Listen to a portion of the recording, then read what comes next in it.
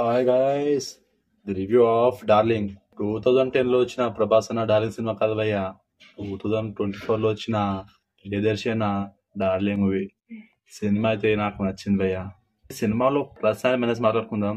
సినిమాని స్పాయిల్ చేయకుండా రివ్యూ చెప్తాను. మరి సినిమాలో మ్యాటర్ మొత్తం లీక్ చేయను. ఇక మొత్తం మ్యాటర్ నేనే చెప్పేస్తే ఇక సినిమా చూడడం దేనికి, వాళ్ళు సినిమా తీయడం దేనికి.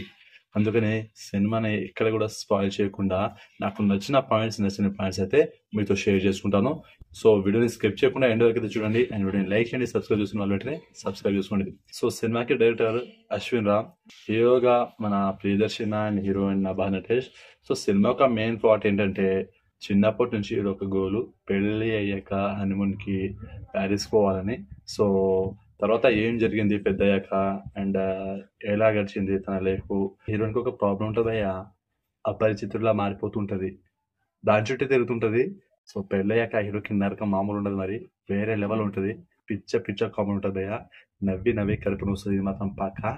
సో నేనైతే ఫుల్ ఎంజాయ్ చేసిన మరి సినిమా. అసలు నాకు మస్తు అనిపించింది కామెడీగా. మెసేజ్ అంటే మనకు ఏం లేదు భయ్య, సినిమా మొత్తం నవ్వుకున్నకి నవ్వుకున్నంత మాత్రమే. సో ఇది ఒకటి గుర్తుపెట్టుకుని సినిమాకి వెళ్ళండి. And hero acting and heroine acting, వీళ్ళిద్దరి కెమిస్ట్రీ కూడా ఇలా చాలా వర్కౌట్ అయితే. బ్రహ్మానందం గారు ఉన్నారు, ఇంకా చాలా యాక్టర్స్ కూడా ఉన్నారు మరి. అండ్ బ్యాక్గ్రౌండ్ మ్యూజిక్ కూడా బాగానే వర్కౌట్ అయింది కొన్ని సీన్స్లలో. వివేక్ సాగర్ అన్న బాగానే ఇచ్చిండు, మరీ హైలైట్ ఏం లేదు.